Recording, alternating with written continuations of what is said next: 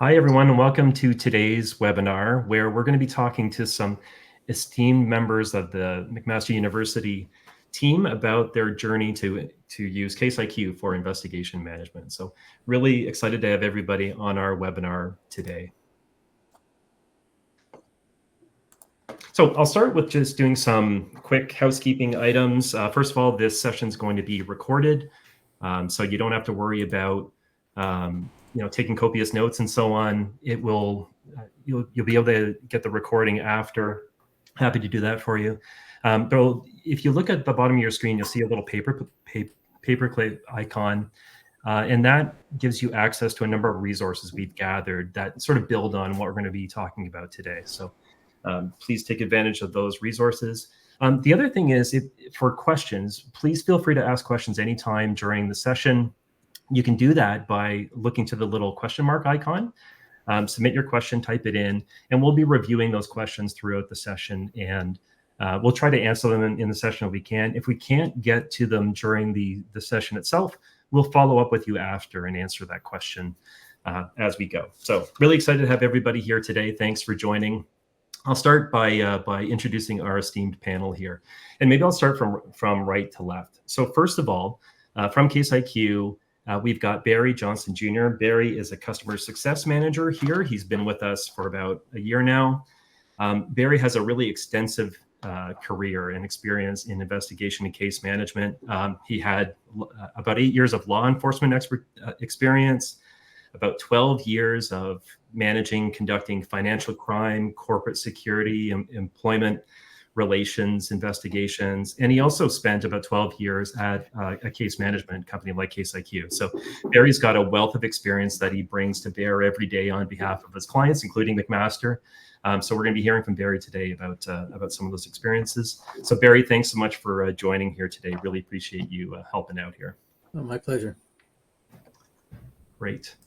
Next, we've got Lenore Lukasik-Foss. So Lenore is the head of the Sexual Violence Prevention and Response Office at McMaster, and she's actually the inaugural director of it.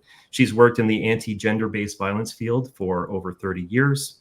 And in 2022, she started up the Violence Protection and Response Office at McMaster. Lenore has specific experience offering trauma-informed harm reduction and intersectional approaches to her work, and facilitating collaboration between various sectors to better support people who experience gender-based violence. Lenore strives to ground her work in intersectionality, community connection, and joy. Lenore, thanks so much for joining us here today. It's my pleasure. I'm really happy to be here.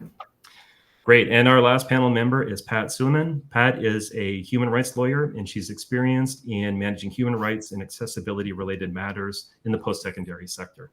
Her expertise includes human rights-related investigations, policies, procedures, early intervention, mediation, workplace restoration, and compliance. Now, Pat's a trained workplace mediator, and she has substantial knowledge and work experience with sexual violence policy, sexual violence response, and integrating equity, inclusion, and anti-racism principles into her work. Pat's a guest lecturer at the University of Toronto Faculty of Law's Critical Race Theory course, and she actually graduated from McMaster University with a BA in sociology, which is great, and a JD from the University of Montana School of Law, and she's completed the Internationally Trained Lawyers program at the University of Toronto. So Pat, thanks so much for joining us and completing our panel here today. Really appreciate it. Good afternoon. Thank you for having me. That's great. Okay, Barry, I think I'll turn it over to you. You can start the panel discussion. Okay, super. Thanks, Pete. So welcome, everybody. And as everyone has said, we're very excited for this opportunity today. And we're going to just not bore you with slides. We're going to keep it very conversational. So we'll get started. So like Pete mentioned, I've been with Case IQ for about a year. And prior to that, when I got assigned the McMaster account, I believe that you had already been in flight at some point. So sort of give her the level set for everyone. Can you give us a little bit of background, what your department goals are, what you do, how it fits into the whole McMaster infrastructure? Sure, I'm happy to. So here at McMaster University, we're located here in the city of Hamilton, Ontario, Canada. It's our main campus area, and we are home overall to about 32,000 undergraduate students. Here at MAC, we are one of Canada's most research-intensive universities, and we cultivate a community that really unites a diverse student body.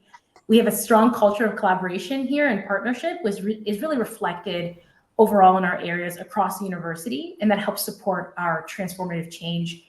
In my portfolio as a Senior Director of Human Rights and Accessibility here in the Equity and Inclusion Office, we lead various roles in terms of early dispute resolution, early intervention, mediation, coaching, and of course, our investigations under the discrimination and harassment policy.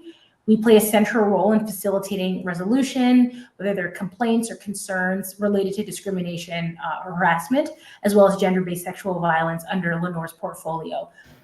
How we really envision and our goal with Case IQ is ensuring that we have timely and sound responses and to really get to things as early as possible. We also have an AODA accessibility compliance area where we have our legislative monitoring compliance. So we wish to achieve really an advancing inclusive excellence at McMaster and fostering a learning, a living, and a working environment that is free of discrimination, harassment, and gender-based sexual violence, where all belong and all of our community members feel welcomed. Thank you. Lenore, do you have anything you want to add as well? Or? No, Pat covered it off excellently. So thinking back to when you started looking for a solution, what was, what were you using prior? What was sort of the genesis of, hey, we got to get something, we got to do something better? Maybe I'll start this one off for us. Back when I first started, I've only been here about 2.5 years, we were using an in-house system that quite honestly, we just outgrew. It wasn't meeting our needs. It didn't allow enough flexibility, ease of use.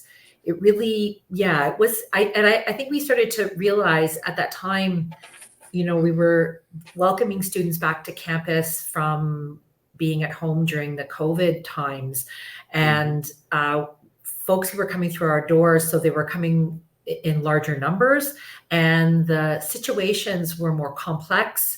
The concerns they were dealing with were more difficult. There were oftentimes more parties involved. So we're looking at situations where we might have, instead of maybe 1 or 2 people, we're looking at maybe 10 folks involved in whatever circumstance, difficult, challenging circumstance. And so we're realizing that, of course, working really hard so that this doesn't happen, that things can start to fall through the cracks. And we're really looking at increased risk. And so for me, from my, maybe more clinical hat, I just wanted an excellent case management system. I wanted something that would help me keep things on track from the kind of delivering service perspective. But from my manager hat, I also realized that this becomes an increased risk. And we really need to think about risk mitigation for these kinds of circumstances that were very complex circumstances that we're dealing with on campus that inherently have risk. And now if we're not managing them well with the work that we're providing and the services that we're offering in the Equity and Inclusion Office, that doesn't do anything except raise the risk. So that was sort of the climate when we found Case IQ. Okay, thank you for that. So I guess so you mentioned a lot of great information there, but if the breakdown sort of what you were looking for in a system when you started this, journey with us, as you started looking for a system. So I heard sort of like flexibility, yes, scalability, yes, as you grow, keeping, efficiency, but were there any other items besides those that were important to you in your selection process? Yes. I think it was also very important that we had because we were moving from a system that wasn't very user-friendly or intuitive. We really wanted it to be something that our teams can use easily because their jobs are already difficult. Time pressures are increasing, more folks walking through the door, more consultations, more sort of pulling our time and attention away. We didn't want our system to be too onerous. I think we also were recognizing how important this is, particularly in university college settings, that you want to be doing evidence-based practice. We want to be able to have data to tell our story, so that we know where we need to focus our attention on, but also, unfortunately, be able to say how important the work that we're doing is. And that's how data tells that story. Data tells folks, like, this is what we are doing. This is the impact that we're having. So I think we were looking for that. You mentioned scalability. We want to be able to bring folks along who we work with closely, so that information sharing, of course, with confidentiality and limits and all those good things, but that we would have a system that allows us to share. I think those were the big things that we were really looking for when we were shopping around.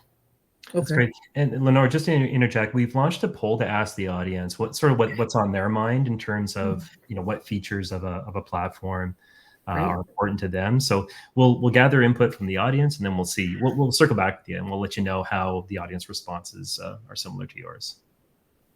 All right, thank you, Pete, and thank you for that, Lenore. So I guess the follow-up question to sort of that previous question where we were talking about the qualities.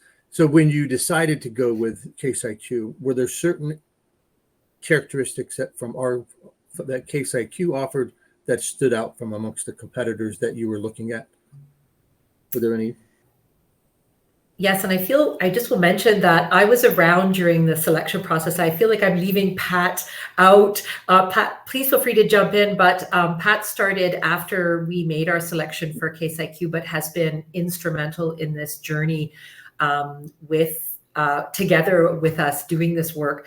But maybe I'll just start things off and then Pat can jump in.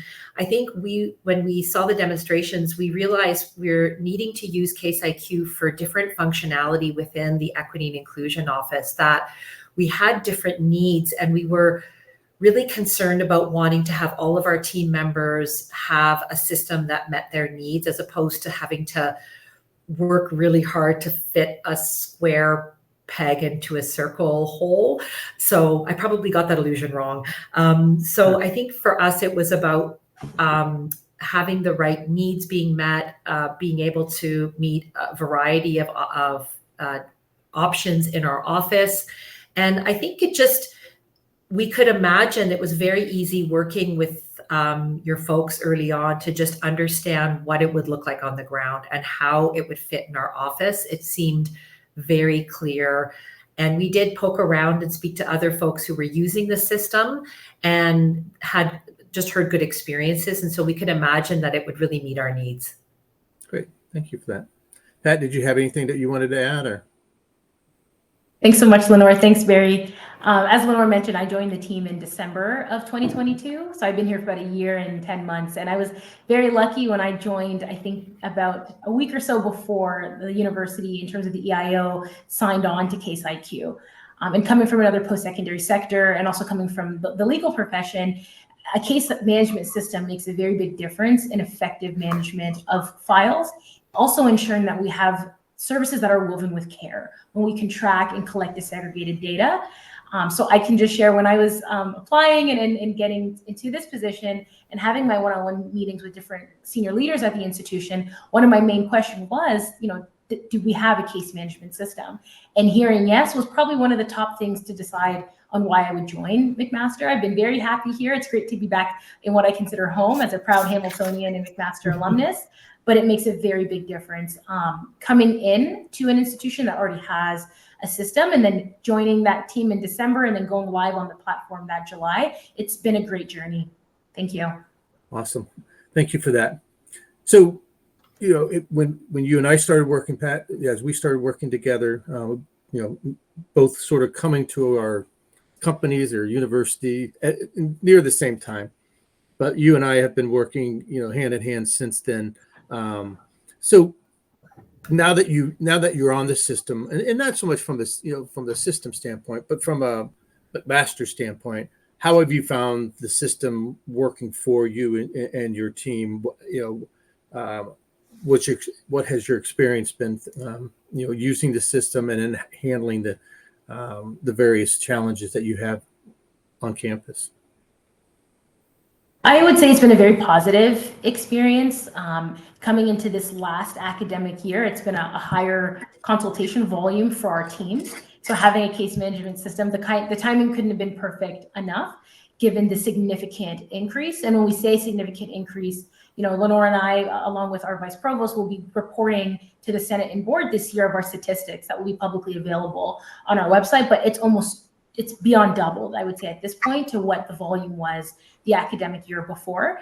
So having that sense of just making sure we're timely, making sure that we're sound, it's really supported us in having really tailorized trainings, collecting themes in various departments and faculties, and then really supporting some prevention work and providing some learning and unlearning to various areas. And we've had significant support with those areas in doing that. It's also allowed us to be very strategic in the work that we do. Being one of the top research institutions in the country, it helps when we have data-informed decision-making. So having the system has really helped foster relationships for us across the institution and really enhanced our focus. It's actually increased our innovation, and we have greater productivity because not only can I see how many folks, what's the caseload, what are folks working on, but it's actually helped us work across the teams. We have 4 teams in the EIO to work collaboratively to really meet the needs of our community. So things that we weren't doing, I would say, in the last 2-3 years that we've advanced now with the system. It sounds like the audience agrees with you that the number one sort of factor that the audience was calling out was the analytics, that the ability to do the reporting and so on. And the second one really was around the automation of the process and ease of use. So it sounds like the audience is in the same sort of mindset as you guys there at McMaster. Thank you for that. And I think it's important, just in my experience and then having worked in a variety of different areas, it's easy for when you're looking at a system for everybody to initially start thinking the back end. How does this do from reporting and how does this do for analytics and blah, blah, blah, blah, blah. But you don't ever want to lose sight of what it does to the front end user, right? Because you can have the best system in the world behind the scenes, but if it's not user friendly at the front end, then all of a sudden you're creating more work or you're creating frustration at the end user. Would you echo those comments? Would you, from in your experiences that you've seen, those folks who are working the cases, do you find them from efficiency standpoint, from accurate data integrity or accuracy standpoint, any other observations you may have seen? Yeah, I can start if that's okay, Lenore, and then definitely want to make sure you're looped in as well. I can share that I've had a lot of positive feedback in terms of how user-friendly Case IQ has been. But I will say when we envisioned it, working on the back end a few months back, I like Case IQ a lot because you can actually update your workflow and remain fluid. And that's a big thing in our work. It's not a one-size-fits-all approach. We really do need to remain fluid, and being able to just quickly work on the forms and update workflows and really make sense to what we need today, and that it could change for what we need in a week or two. I think that's the usability itself is what folks in our teams have shared is so positive, is that, someone may have an accessibility issue and may need something to look a different way for them, and we can do that. Awesome. Thank you. Lenore, do you have anything you wanted to add? Yeah, I'll just jump in and agree with Pat that I think what's been great is I feel like as we use the system more, which makes sense, as we use it more, we figure out additional ways that we can use the system. And that's pretty exciting. That I think I look back when I was like a little baby Case IQ user and to where I am now and the comfort I have and with my team members as well, because Pat and I are in a unique roles in that we are also using the system and pulling the data and following those trends. So really hands-on in there that I see the potential. And I think that that's exciting when as a user that it feels straightforward and easy, but you can imagine how you can use it in smarter ways, the more comfortable you get with the system. Right. And that's for sure. I mean, just if you're not in it, it's, it's with anything. It's hard to, we were talking about golf earlier, right? If you don't practice it, you're not in it.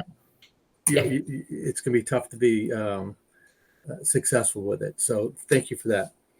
And thank you for allowing me to get a golf reference in your webinar. So that's I was waiting for that, Barry. That's very important. So so knowing that, you know, some of this stuff may be repetitive, but I know like last year, as you had various challenges, as you've come up with, use the system and you're gathering the data. I know from our interactions where you've been doing the reporting, has there been any other, what's sort of been the reception on campus or within the organization as to your teams using Case IQ, and how are they using the data? You know, of course, you're doing your regulatory or your regular reporting, but is there, you know, how is that being received across campus? It's been, yeah, thanks, Lenore. It's been very positive. Again, because we are such a research intensive university, the data really helps folks really understand the work that we do and help unpack some of the work that we do. It's also helped us build relationships across the university. So we actually meet with each dean and depending on the department, their department head on a quarterly basis. And we go over their statistics, at least on the human rights pieces and what we're seeing, tied in with accessibility as well, to see if there are further education and trainings that we can provide to support that area and where they're at this historical time. Because the times change, right? And what's happening nationally and globally definitely has an impact on our campus community. So that has been a very positive way. And it's also allowed us to assign folks to certain areas of the university and then collect that data as well. So we have 3 senior human rights advisors, each is assigned to a faculty or a department, and again, build that relationship with their dean or department lead in coming through the statistics. It also helps us get relationships with the different EDI department leads or EDI faculty leads, again, because we work in such close partnership and consultation in that way. So overall, it's been quite positive. What we're doing now that Lenore and I are working on is looking at some of the disaggregated data of, okay, so from this area, who's actually coming to us and how do they identify? Again, we're in an equity office, so we have to really ensure that we're weaving in those principles and all the work that we do from an intersectional perspective. And that also helps us understand, okay, why is this group experiencing this? And how can we make sure that they feel welcomed on our campus? Awesome, thank you. So having, you know, I'm going to jump in. Oh, sorry. Okay, Lenore. Is that okay, Barry? I just wanted to jump in to add something. I'm sorry, now I'm speaking over the presenter here, so sorry about that. I want to echo what Pat was saying, because I was here prior to us having a working database and system, and we, you know, we were able to share impressions of what we think was going on and who we think is walking through our doors, or which groups or departments or faculties where we think things are quite hot and heavy in terms of traffic and concerns. But the reality is that the numbers don't lie. And again, being a research intensive institution, it makes sense that people want to see the data. They want to see, what are you dealing with? And that absolutely, that doesn't mean we don't listen to our colleagues who are talking about the increased challenges or different difficulties or circumstances, but that this really allows us to paint a much clearer picture and use the data to be targeted in our responses. And also to think about, as Pat mentioned, who's walking through our doors, who isn't walking through our doors, and why, what maybe is happening in these situations. This area, maybe we need some very specific training or connection to assist with this group of staff or students or faculty. So I think it really, allows us to move this work along in a new way. So it, of course, with the service provision, of course, with the people that we're working with, but also with the senior administration, staff and faculty, really to understand the complex picture of what's happening in the university in this kind of work. I think you said something very, very interesting there, where you said that, you know, it's telling you who's walking through your door, but then you said it's also telling you who's not walking through it. And I think that's really interesting concept or way to look at it, because it gives you that capability to be proactive, where in the past it's sort of a finger in the air type of scenario as to, you got to sort of guess on that. So that's interesting that you can, how you're using it in a proactive fashion. So yeah, good for you. Barry, just to build on what Lenore was saying, we launched a poll to the audience to ask about analytics and where are they at in their analytics journey and so on. And interesting, I think a lot of the attendees are in the same boat as you guys. They're half of them are starting to use analytics and so on, and then the other half are using analytics quite extensively. So the audience, I think, follows a similar pattern. They're using data extensively and so on, or starting to at least. So it's good to see that people are on the skull are really using the data to take effect. So it's great. No, absolutely. So we've talked about how the system has been used, how you've implemented it within your teams. How have you seen, based upon the success that you've had with it, how is it expanding across the university, whether that's for other departments or different use cases? Would you mind speaking on that? We'd be happy to. So we, here in the EIO, we are an intake office, meaning that we operationalize the discrimination harassment policy and the sexual violence policy. And there are also a few other offices on our campus that also do that. We have employee labor relations, we have the student case management office, and we also have the Office of Respectful Conduct in Clinical and Academic Environments over at the Faculty of Health Sciences. So it's really helped support us as intake offices and intake directors to really understand the data and to understand what concerns folks are having. Those other offices also operationalize other policies as well. And so we've had significant support from our senior leaders here at the university, along with the intake office directors, to really get on board and join us on our system. And we want to just give a big thank you to all of them, including Maggie Paran, our executive director of health, safety, well-being, and labor relations. She's done significant work at the university to support us all in getting on the same system. We have weekly case management meetings on our response teams, both on the sexual violence policy and the discrimination harassment policy. So it makes sense for all of us to be on the same files, of course, with the Office of Legal Services as well. But they have also seen what we can do with the data. We've had areas that have been very busy for us, and because of the data, we can do some prevention work for them. And now things seem settled. Things are working better in those areas. So it works. Data-informed decision-making definitely works for us. It's been a positive experience.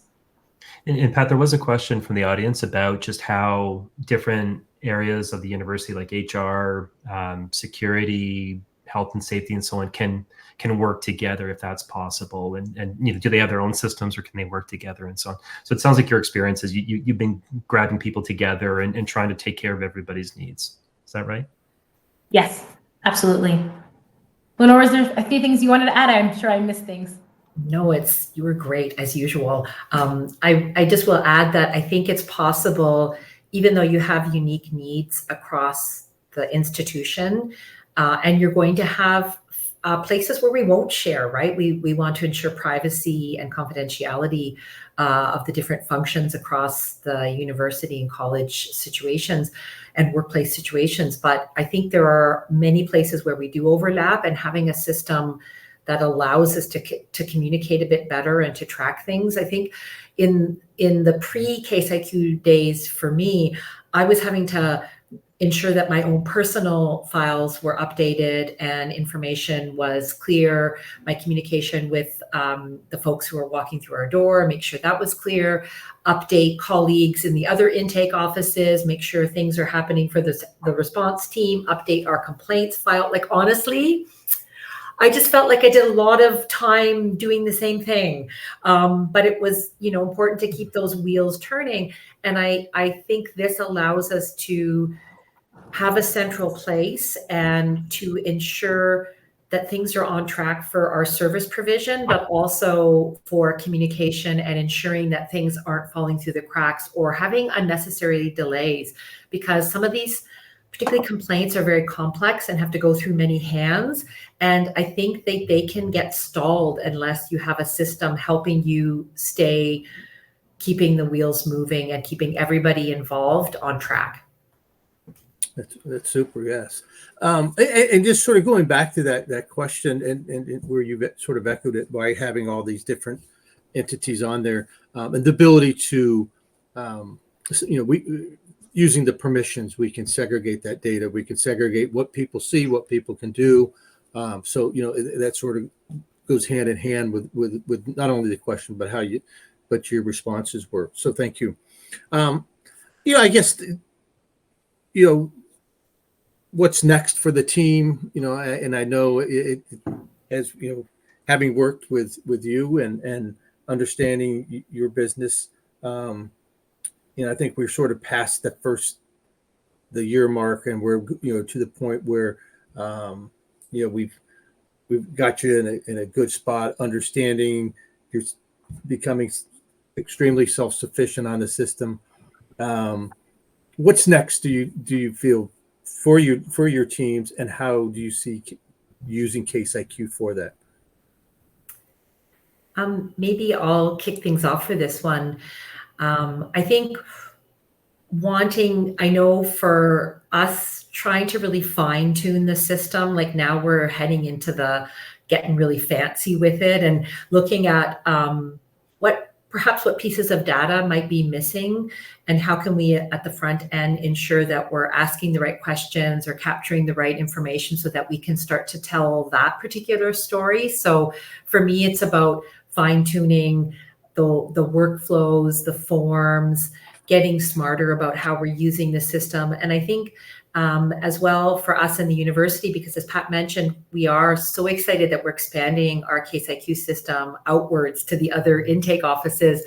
I think it will be for us, how are we all working together? How are we ensuring, of course, those permissions are in place and strict confidentiality. I mean, we even have them within our own office. Like there are files that colleagues can't see of other colleagues, of course, so that we, but we'll need to make sure all of those things are in place and running well, and that we're really able to keep doing this work, and wherever we can make it more simple to use and easier to use, and allow our time to be spent doing the sort of important face-to-face work that we do every day.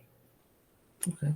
Thank you. And so I just noticed that we had a couple of interesting questions came in, really around data, and so I'll just sort of encapsulate two of the questions here. So, what kind of data are you able to track? And then, so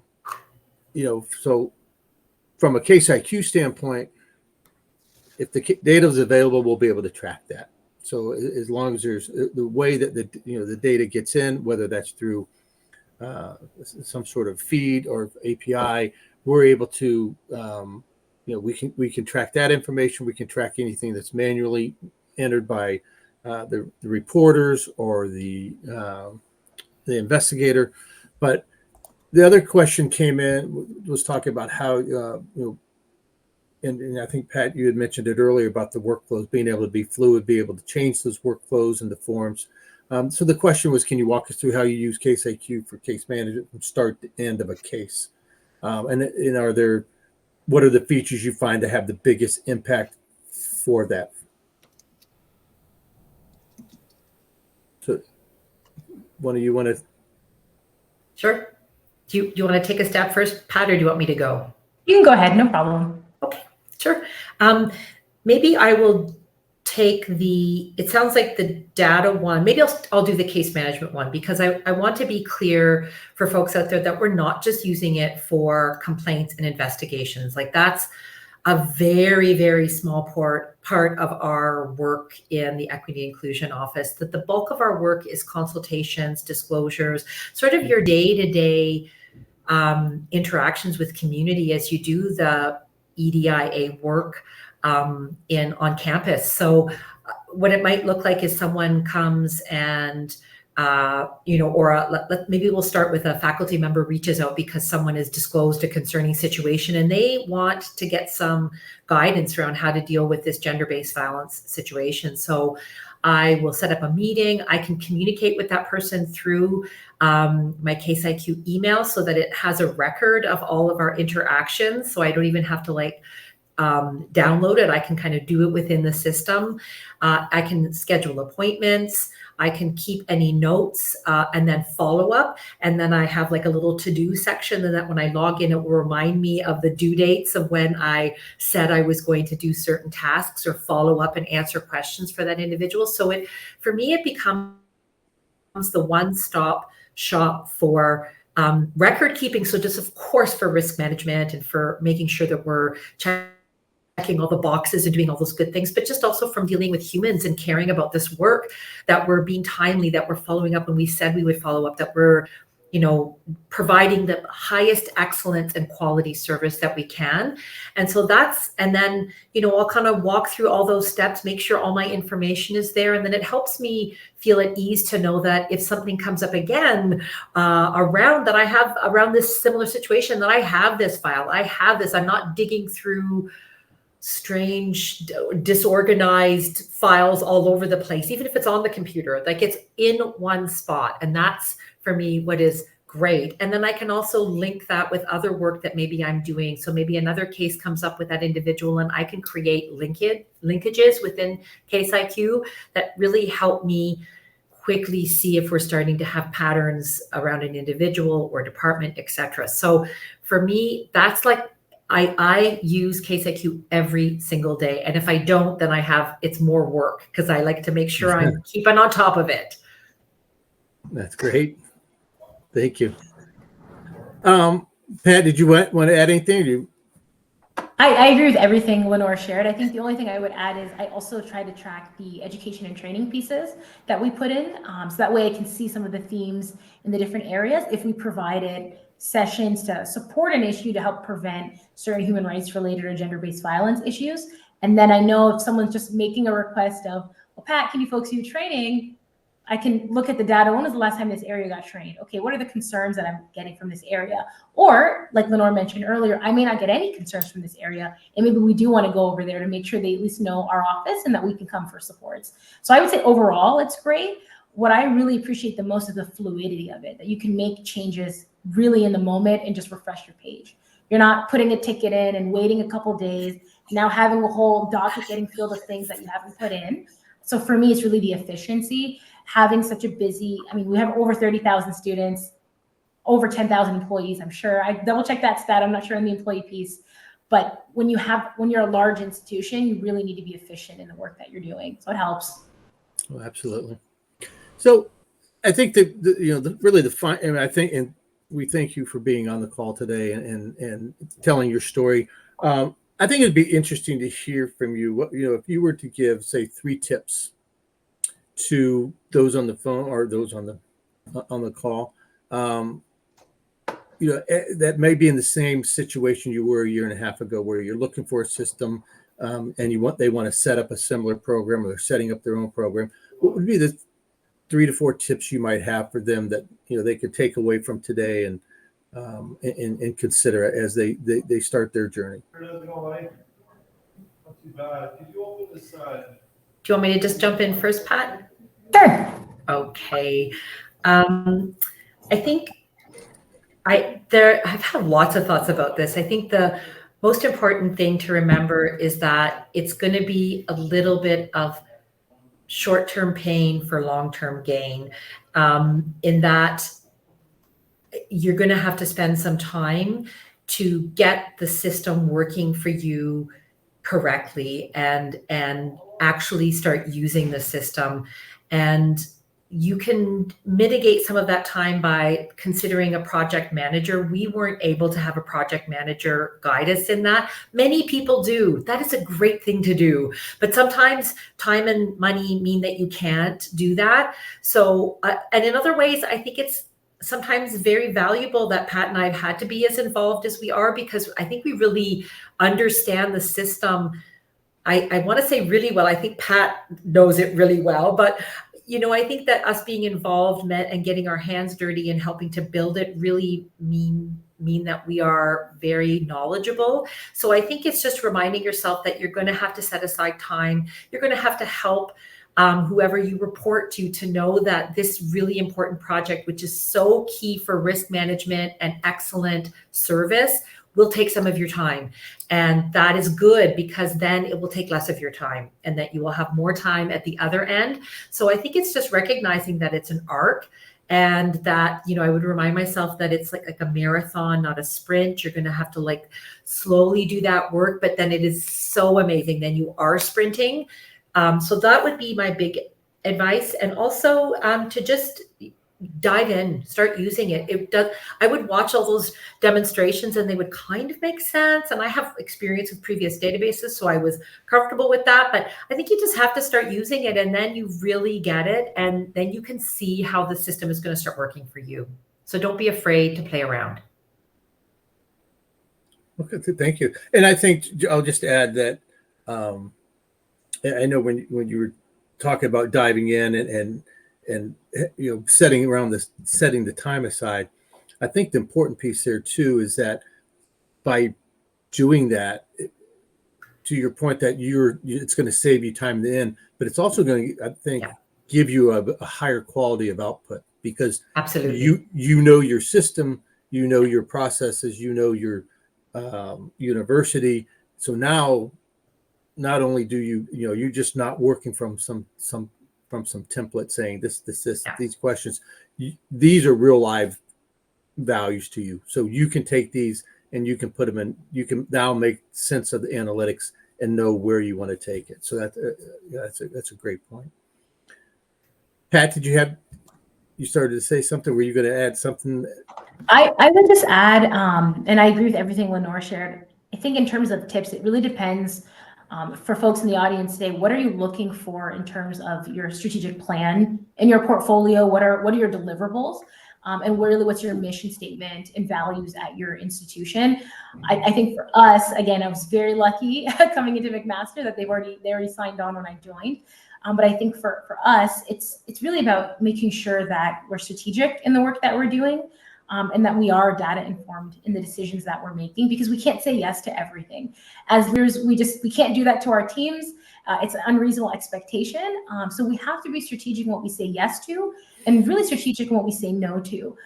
So my tip would be for folks listening on the call today, if you really want to get that data informed decision making and really steer away from inefficiency or diluted focus, and you want to move towards operational excellence, then at least have a call Barry at minimum and just see what your options look like. Because when you say yes to everything, you get diluted resources at the end of the day. But as leaders, we know we can't do that. Thanks. To make it easy to call Barry, we launched a poll, and we're offering people the chance to chat with folks like Barry. We consult with education institutions all the time, so we'd be happy to chat with folks and talk about what's going on in their environment, what are their goals, and so on, like you said, Pat, and how we might be able to help. So yeah, if you're interested in that, please fill in the poll question, respond there, or just request more information. We'd be happy to follow up with you after that. Okay. Yeah, and I thank you for. I think I saw two questions pop up that I think are McMaster specific. So the question came in: how do they set up a training program within Case IQ? So Pat, I think you have done that in the past as well. So you don't have to go into explicit detail of that, but if you want to just share how you track that. Yeah, we track it across all 4 of our portfolios, but again, the portfolios are so unique that their workflows do look a bit different. In particular, I'll just use our accessibility portfolio as a brief example, but we also will track whether it's on AODA compliance training, if it's on disability inclusion, things like that. We collect the data of if it's a faculty member, clinical faculty member, student, staff, even external, as we have many other institutions that call us for education trainings and advice and guidance. And then in the back end, how we make sure we can collect numbers, like how many people were in the training. And then again, the participants as well. We want to know who did we train to really see if we're making any systemic changes, which we know we are when we get that positive feedback. And we can also embed surveys too, so that the surveys can go out after those education sessions to ensure that we get that feedback. I'm not sure, Lenore, if there's anything you want to add there too. I'm just wanting to clarify, are they wanting to know about how we train new users of Case IQ, or how we're using it for what Pat was saying, like the training that we offer? I took it to be the training that you offer. Got So, it. Yes. And I think it's another important sort of side nugget, right? The fact that you're keeping track of the number of people that you're presenting to. So as much as you're doing the track the right thing to do and be efficient, it's still nice to have those numbers to validate your positions, your department, the job that you're doing, and the value that you bring to the community and the university. So at the end of the year, you can say we presented to over 5,000 people, right? So those types of numbers can be extremely powerful when read by senior management and leaders. Yeah, and I will, just to really emphasize what Pat said, I think it isn't just about the numbers of like bodies trained. I think how, in Pat's example, we've got it set up in each of the areas that offers education, like who in the audience, students, staff, or faculty, or all three. I mean, those are really key parts that folks want to know, like who you're offering training, who maybe are less likely to come to certain trainings. And it helps us assess our offerings too, like this was really popular or this webinar not so popular. So it helps us also think about our training in terms of what the uptake is in the community, who is more likely to access training, where we should be maybe trying to offer more training given the needs, where, it's been like a year since we've done any training with this group. Maybe we need to prioritize this. So it really helps us also make decisions about our scarce training resources, because we would love to have a lot more folks being able to offer all of our services, but particularly when you're doing compliance or prevention education, you really want to be able to train everybody all the time, but you can't. So I think that us using Case IQ to track that content really allowed us to kind of 2.0 it, so that we weren't just looking at numbers and training sessions. Like we could really drill down a little bit deeper to understand a lot more content about how the training, when, where, why, all of that. All right, thank you. There's a question on here, and Pat, this is very timely since we spoke about packets and templates last week, but excuse me, how to use templates in Case IQ for the case management. And so within Case IQ, we have concepts of templates, which are your it could be anything from just form letters, documents that we can, and you're able to also just, put in some codes, or not code, but just identify the field that you want to be pulled from the database. So if you want the names here and the violations or the complaint or whatever it might be, that's automatically done by the system. And then a packet is a concept where it's packets or a collection of templates. And that is, so it takes the templates, the files, and I brought this up to the fact that Pat had an example last week just from, she sent me an email saying, can you help me with something? And so Pat, you want to expand on that? Absolutely, Barry. I would say just as important of putting documents in or collecting the data, we need to accessibly pull the data timely in our work, depending on who's asking for it. Is it something that's going to the ministry? Is it, we have a whole Office of Legal Services. Is a document going to them? And I would say what's been great with Case IQ is how easy it is to just pull the whole record in a packet, from all emails sent to an individual, all formal letters sent to a complainant or a person of interest. It's been very helpful. Whereas before, with our previous system, you almost had to go file by file, or you have to keep a separate link, which I think we used to call the Mac drives. I think they were called, Lenore. Again, just more time and more administration. When everything, like Lenore mentioned, we work through the system as it is, and so to have that packet, which Barry, I'm going to take you up on that. I'm still working with you on making sure I'm efficient in pulling it. But it also, you can lay out in how you want it. You can have, it has a really nice table of contents, so it's easy to follow. You can make the font size quite large for folks that are using screen reader, which works really well for us, depending on who the document's going to.